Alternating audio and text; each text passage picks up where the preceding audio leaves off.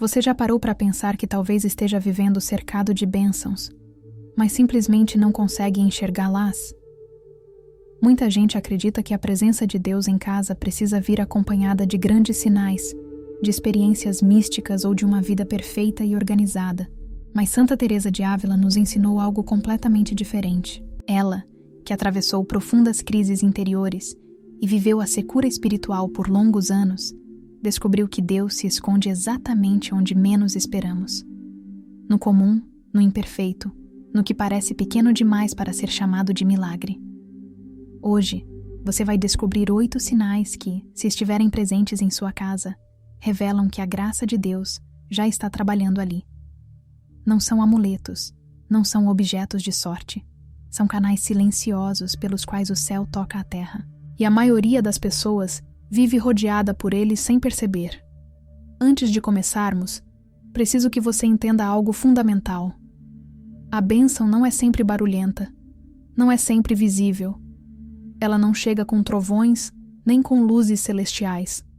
Na verdade, a presença de Deus em um lar funciona como a raiz de uma árvore, invisível aos olhos, mas sustentando tudo. Santa Teresa entendia isso profundamente. Ela sabia que muitas famílias rezam pedindo bênçãos, sem perceber que já vivem dentro delas. É como alguém que implora por água enquanto está parado debaixo de uma chuva suave. Você está sentindo essa chuva agora? Está começando a reconhecer que talvez o que você chama de comum seja na verdade sagrado? Então respire fundo, porque essa jornada vai mudar a forma como você enxerga sua própria casa. Cada cômodo, cada objeto, cada pessoa que vive com você pode se tornar um sinal vivo da presença divina. E quando você aprender a ver com os olhos da fé, tudo se transforma. Muitas vezes achamos que a vida espiritual precisa ser extraordinária para ser verdadeira. Mas Santa Teresa viveu décadas em monastérios simples, com paredes rachadas, poucos recursos, sem grandes acontecimentos externos. E foi justamente ali, naquela simplicidade, que ela encontrou o castelo interior mais profundo que a humanidade já conheceu. O que isso significa para você? Significa que sua casa, mesmo que seja pequena, mesmo que esteja bagunçada, mesmo que tenha contas para pagar e problemas para resolver, pode ser um espaço santo. Porque o santo não é o que está livre de dificuldades, mas o que permite que Deus habite em meio a elas. Você está pronto para olhar ao redor e reconhecer o que já está ali? Está pronto para parar de esperar uma bênção dramática e começar a perceber as bênçãos que já vivem com você? Então vamos caminhar juntos por esses 8 sinais. E a cada um deles, você vai entender que o céu não está distante. Ele está mais perto do que você imagina. Está na sua sala, na sua cozinha, no quarto onde você chora sozinho à noite. Está esperando apenas que você reconheça sua presença. A primeira coisa que Santa Teresa nos pede para reconhecer é a presença de um crucifixo ou de uma cruz em sua casa. Pode parecer simples, até óbvio. Mas escute com atenção. Uma cruz na parede não é decoração. É uma declaração silenciosa.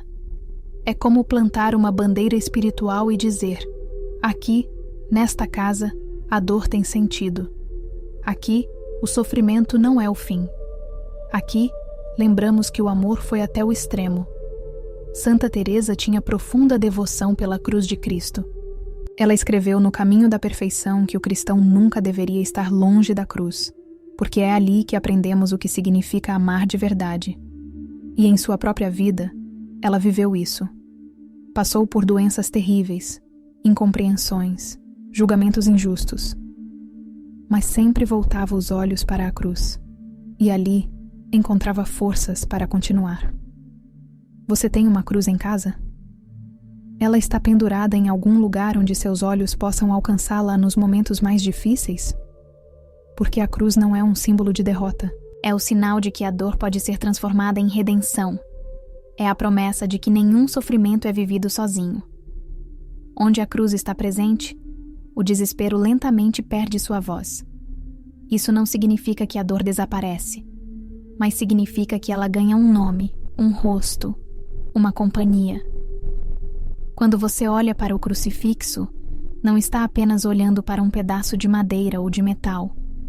Está olhando para alguém que desceu até o fundo do poço humano e plantou ali uma escada de volta para casa. Santa Teresa sabia que muitas pessoas fogem da cruz porque acham que ela representa só dor. Mas ela nos ensinou que a cruz é também o lugar onde o céu se curvou para nos alcançar.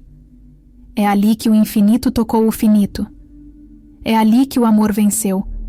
Você consegue sentir isso quando olha para a cruz em sua casa? Ou ela se tornou apenas parte da paisagem? Porque se você realmente perceber o que ela significa, sua presença transforma tudo. Ela lembra você de que o sofrimento não é absurdo. Lembra que alguém já carregou o peso antes de você. E que esse alguém continua carregando junto com você. A cruz também nos ensina sobre a bênção escondida no sacrifício.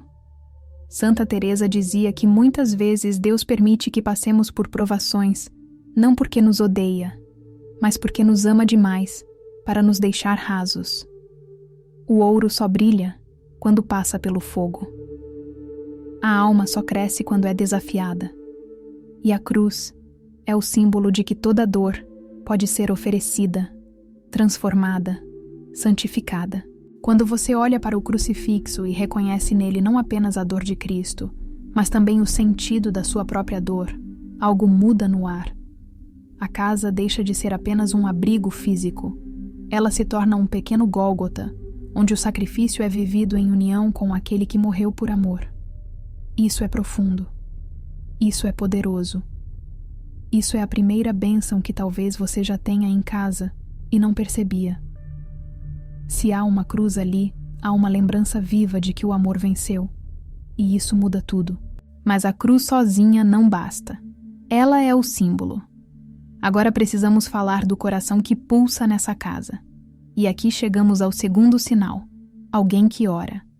Não precisa ser uma oração perfeita. Não precisa ser longa, eloquente ou cheia de lágrimas místicas. Santa Teresa foi muito clara sobre isso. Ela mesma lutou por anos com orações secas, distraídas, aparentemente vazias. Houve épocas em que ela sentia que suas palavras não passavam do teto. Mas ela continuou. E nisso está o segredo. Se há alguém em sua casa que, mesmo que seja só por alguns minutos, ainda sussurra o nome de Deus, ainda dobra os joelhos, ainda tenta falar com o céu, essa casa está sob a proteção da graça. Porque uma alma orante é como uma lâmpada acesa num quarto escuro. Ela ilumina não apenas a si mesma, mas todos ao redor. Você já notou que em casas onde alguém reza, mesmo que seja só uma avó no canto, há uma atmosfera diferente? Há uma paz que não se explica, uma resistência espiritual que segura a família nos momentos mais difíceis. Santa Teresa ensinava que uma alma em oração santifica muitas outras. Ela viu isso na prática quando reformou seus conventos.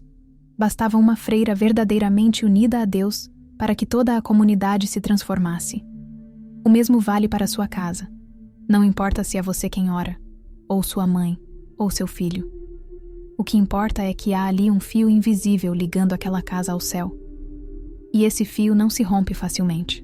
Mesmo quando a oração é imperfeita, mesmo quando você se distrai 1000 vezes, mesmo quando parece que Deus não está ouvindo, a simples persistência já é uma forma de fé. E a fé move montanhas. Você ora em casa? Ou deixou a oração morrer debaixo da correria, do cansaço, das desculpas? Porque esse é um sinal que você pode plantar hoje mesmo. Não precisa de nada sofisticado. Só precisa de um coração que ainda procura. E procurar já é encontrar. Porque Deus nunca ignora quem o busca, mesmo que seja aos tropeços. Quando Santa Teresa falava sobre oração, ela não estava falando de performances espirituais. Ela estava falando de intimidade, de conversas reais com Deus, onde você não precisa fingir que está bem, onde pode chorar, reclamar, duvidar, questionar. Deus não se assusta com sua fragilidade. Ele se assusta com sua indiferença. Então, se em sua casa ainda há alguém que tenta rezar, mesmo que mal, mesmo que pouco, essa casa tem um tesouro vivo. Porque onde há oração, há diálogo. E onde há diálogo, há relacionamento. E onde há relacionamento com Deus, há transformação. Sua casa pode estar cheia de problemas. Pode haver brigas, dívidas, doenças, conflitos. Mas se há oração, há esperança. Porque a oração é a linguagem da alma que ainda não desistiu. E Deus nunca abandona quem ainda o chama, mesmo que seja no silêncio mais quebrado. Agora vamos falar de algo que muita gente esconde com vergonha: o perdão que ainda não aconteceu. O terceiro sinal de bênção na sua casa pode ser exatamente aquilo que você acha que é uma maldição. Santa Teresa entendia profundamente o drama humano das relações feridas. Ela mesma teve conflitos intensos com freiras de sua comunidade, enfrentou traições, mal-entendidos, julgamentos cruéis, e aprendeu algo revolucionário. Deus não trabalha apenas onde tudo já está resolvido. Ele trabalha onde há esforço sincero, mesmo que lento, de perdoar. Se na sua casa há feridas ainda abertas, conversas que doem, mágoas guardadas, mas ao mesmo tempo, a tentativa de curar, de reconciliar, de não desistir do outro, essa é uma bênção disfarçada. Porque onde há luta por perdão, há graça em movimento. O problema não é a existência do conflito. O problema é a indiferença. É quando as pessoas desistem umas das outras e passam a viver como estranhos debaixo do mesmo teto. Mas enquanto houver esforço, mesmo dolorido, de perdoar, Deus está trabalhando. Santa Teresa dizia que Deus valoriza mais a vontade de perdoar do que o perdão já completo. Porque a vontade revela a disposição da alma. Revela que, apesar da dor, você ainda escolhe o amor. E isso é heróico. Isso é santo.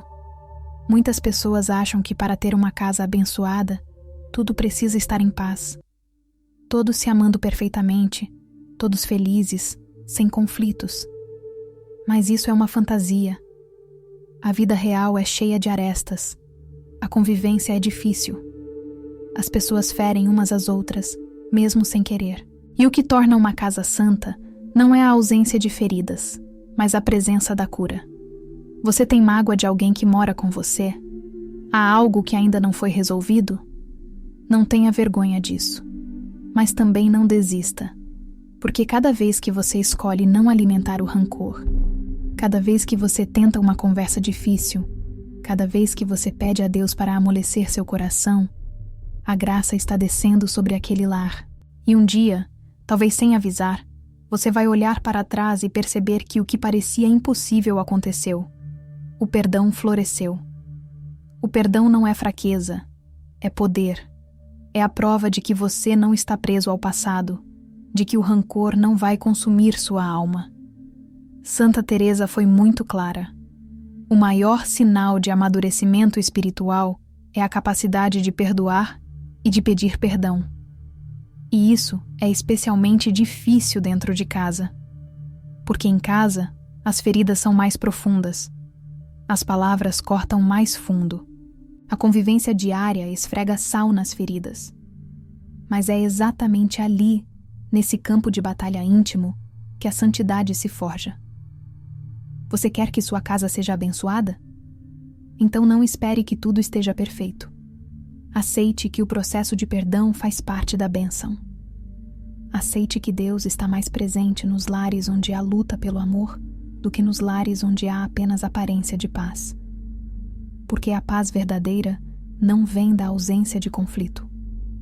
Vem da decisão diária de escolher a reconciliação. E isso, meu amigo, é santo. O quarto sinal pode parecer surpreendente. Uma Bíblia. Mesmo que ela esteja fechada há meses, mesmo que ninguém a leia. A presença da palavra de Deus em uma casa já carrega poder. Santa Teresa amava profundamente as Escrituras, embora em sua época o acesso a elas fosse muito limitado. Ela meditava nos Evangelhos, especialmente nas cenas da Paixão de Cristo, e dizia que ali encontrava força para tudo.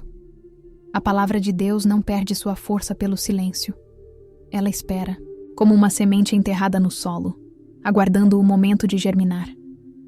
Se você tem uma Bíblia em casa, mesmo que esquecida numa prateleira, saiba que ali há uma presença adormecida. E muitas conversões começam não com a leitura, mas com o simples fato de saber que a palavra está ali, disponível, esperando, pronta para falar quando a alma finalmente decidir escutar. Você já abriu sua Bíblia recentemente? Já deixou que aquelas páginas antigas conversassem com suas angústias modernas? Santa Teresa dizia que a palavra de Deus é viva. Ela não é apenas tinta sobre papel, ela é sopro divino. Cada versículo carrega a voz de Deus, atravessando o tempo. E quando você lê, mesmo que não entenda tudo, mesmo que se confunda com algumas passagens, algo está acontecendo. A palavra tem o poder de cortar mais fundo que qualquer espada, como diz a própria Bíblia. Ela alcança lugares dentro de você que nem você sabia que existiam. E mesmo quando parece que nada mudou, que você leu e esqueceu, a semente foi plantada. E Deus tem seus tempos. Ele faz germinar o que parecia morto.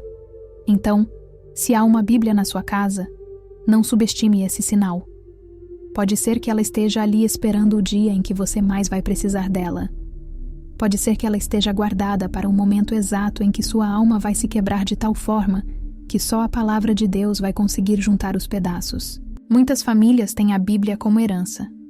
Foi da avó, do avô, de alguém que já partiu.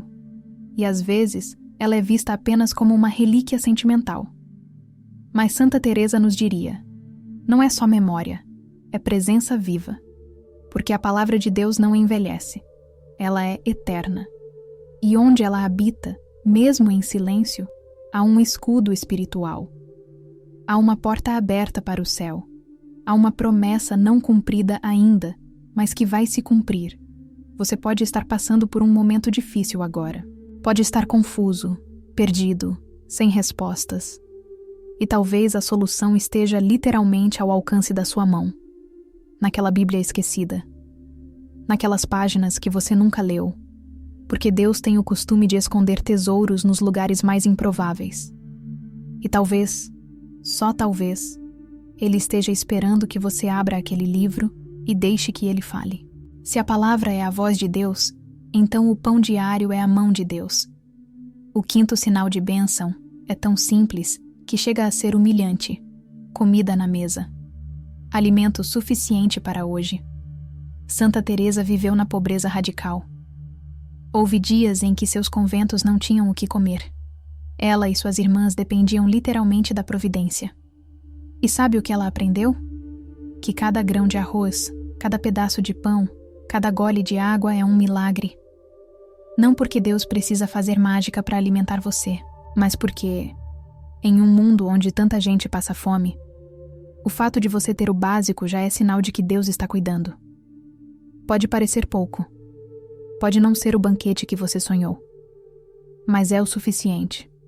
E o suficiente, aos olhos de Deus, é a abundância. Você percebe isso quando se senta à mesa? Ou come de forma automática, reclamando do que falta, sem agradecer pelo que tem? Santa Teresa nos ensinou a ver o sagrado no comum. E não há nada mais comum do que comer. Mas também não há nada mais essencial. Sem alimento, a vida não continua. E o fato de que você acorda amanhã e ainda haverá algo para comer é a prova de que a fidelidade de Deus não falhou. Ele prometeu o pão de cada dia, e Ele cumpre. Mesmo quando parece que não vai dar. Mesmo quando o mês está apertado. Mesmo quando a geladeira está vazia e você não sabe de onde virá a próxima refeição. De alguma forma, Deus provê. E isso não é sorte. Isso é cuidado paternal. É o Pai Celestial lembrando você de que Ele não abandona seus filhos. Então, da próxima vez que você sentar à mesa, antes de comer, pare, respire, olhe para aquela comida e reconheça: isso aqui é bênção, isso aqui é graça, isso aqui é Deus dizendo que Ele não esqueceu de mim. A mesa também é um lugar de comunhão. Não é só sobre alimento físico, é sobre partilha, é sobre estar juntos. Quantas famílias perderam o hábito de comer juntas? Cada um come no próprio quarto, olhando para a tela do celular, sem conversar, sem se olhar nos olhos. E assim, sem perceber, perdem um dos momentos mais sagrados do dia. Porque comer juntos é um ato espiritual. É lembrar que somos corpo, que precisamos uns dos outros, que a vida é vivida em comunidade, não no isolamento. Santa Teresa organizava seus conventos de forma que as refeições fossem momentos de encontro. Ali, as freiras não apenas alimentavam o corpo, mas também nutriam a fraternidade. E sua casa pode ser assim também. Mesmo que seja só você e mais uma pessoa. Mesmo que a conversa seja simples. O ato de sentar juntos, partir o pão juntos, é um eco distante da última ceia. É uma forma pequena, mas real, de viver a Eucaristia no cotidiano. Chegamos agora ao sexto sinal, e esse é profundo. Difícil de reconhecer como bênção. Mas Santa Teresa diria que é um dos maiores, a capacidade de sofrer sem perder a fé. Sua casa já passou por provações? Doenças, perdas financeiras, decepções, dores que marcaram todos que vivem ali? E mesmo assim, ainda há alguém que menciona o nome de Deus? Ainda há alguém que, apesar de tudo, não xingou o céu, não jogou a fé pela janela, não desistiu de acreditar? Isso é sinal de uma graça rara, porque qualquer um consegue ter fé quando está tudo bem. A fé verdadeira se revela quando tudo desmorona, e mesmo assim você se agarra a Deus. Santa Teresa viveu isso intensamente. Ela enfrentou doenças que a deixaram paralisada por anos. Enfrentou perseguições dentro da própria igreja. Enfrentou solidão, incompreensão, noites escuras da alma. E jamais soltou a mão de Deus. Ela disse uma vez que Deus confia as maiores provações às almas que Ele mais ama, porque só quem é forte pode carregar pesos maiores. Você pode estar passando por um inferno agora. Pode estar tão cansado que mal consegue rezar. Pode estar questionando onde Deus está em meio a tanta dor. Mas escute isso.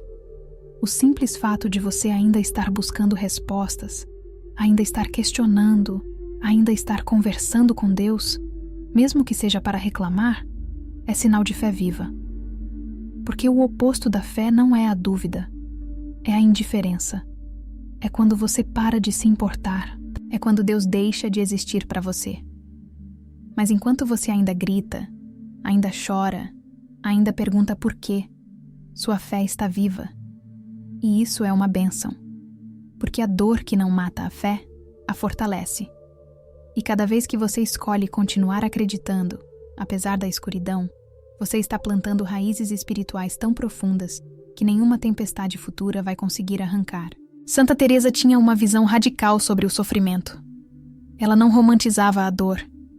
Ela sabia que dói, que machuca, que quebra.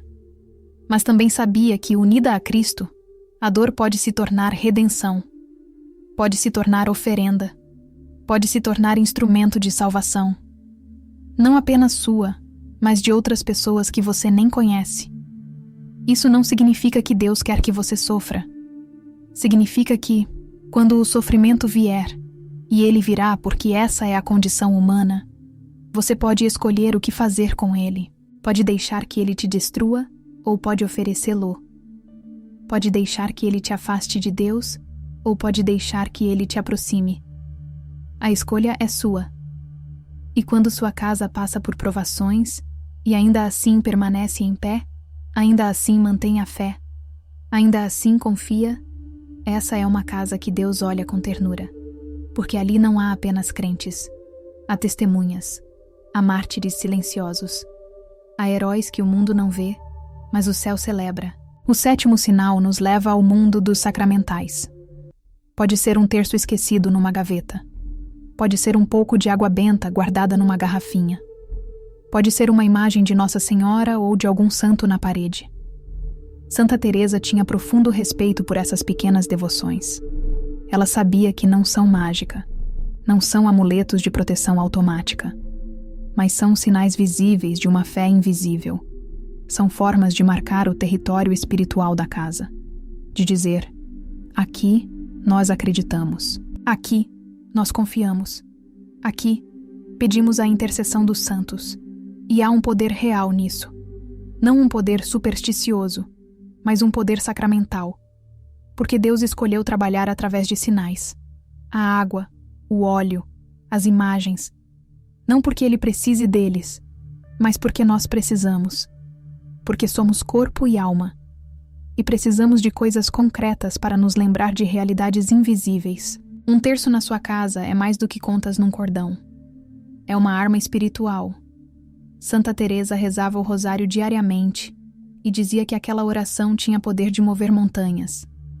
Cada Ave Maria é uma pequena batalha vencida contra o desânimo. Cada Pai Nosso é uma rendição à vontade de Deus.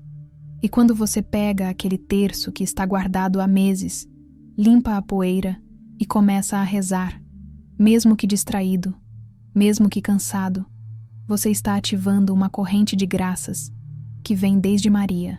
Você está se conectando a séculos de fé. Há milhões de pessoas que, antes de você, seguraram aquelas mesmas contas e pediram a mesma intercessão. Isso não é pequeno. Isso não é insignificante. Isso é fazer parte de uma história muito maior do que você. A água benta na sua casa também tem significado profundo. Não é água comum. É água que foi benzida, separada, santificada. E quando você faz o sinal da cruz com ela, está lembrando do seu batismo. Está renovando a promessa de viver como filho de Deus. Está expulsando, de forma simbólica mas real, tudo o que é contrário ao Espírito Santo. Santa Teresa recomendava o uso frequente da água benta, especialmente em momentos de tentação ou de opressão espiritual. Ela via resultados concretos. E você pode ver também. Não espere milagres espetaculares, mas observe a paz que vem quando você benze sua casa, quando você marca a porta com o sinal da cruz usando água benta, quando você santifica o espaço onde vive. É como se você estivesse dizendo a tudo o que é maligno, aqui não. Aqui é território sagrado. Aqui Deus reina. Muita gente pensa que para ser abençoado precisa ter certezas. Precisa ter uma fé inabalável, uma experiência mística, uma clareza absoluta. Mas Santa Teresa destrói essa mentira. Ela passou a maior parte da vida lutando com dúvidas, com secura espiritual, com a sensação de que Deus estava distante. E mesmo assim, o desejo permanecia. Mesmo assim, ela continuava procurando. E foi isso que a santificou. Não a ausência de dúvidas, mas a persistência do desejo. Então, se você ou alguém da sua casa ainda tem perguntas espirituais, ainda quer entender, ainda busca Deus mesmo sem saber direito como, isso é graça pura. Porque o desejo de Deus é já um toque de Deus. É Ele despertando sua alma. É Ele chamando você para casa. E quando você responde, mesmo que seja com um sussurro frágil, o céu inteiro se inclina para ouvir. O desejo de Deus pode se manifestar de formas estranhas. Pode vir como angústia, como vazio, como inquietação. Você pode não reconhecê-lo de imediato. Pode chamar de ansiedade, de depressão, de crise existencial.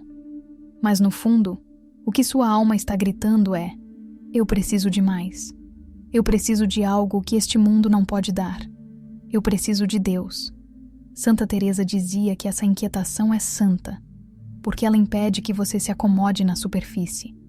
Ela te empurra para as profundezas. E é lá, nas profundezas do castelo interior, que Deus te espera. Não com julgamento, mas com braços abertos.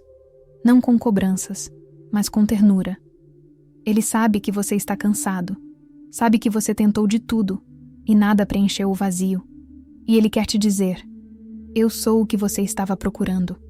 Eu sempre fui. E eu nunca vou te abandonar. Então, olhe ao redor agora. Você tem um crucifixo em casa? Alguém ali ainda reza, mesmo que mal? Há feridas sendo curadas, mesmo que devagar? Há uma Bíblia esperando ser aberta? Há comida na mesa, suficiente para hoje? Há fé que resiste apesar do sofrimento? Há sacramentais, sinais visíveis de devoção invisível? E acima de tudo, há desejo de Deus, mesmo que frágil, mesmo que confuso?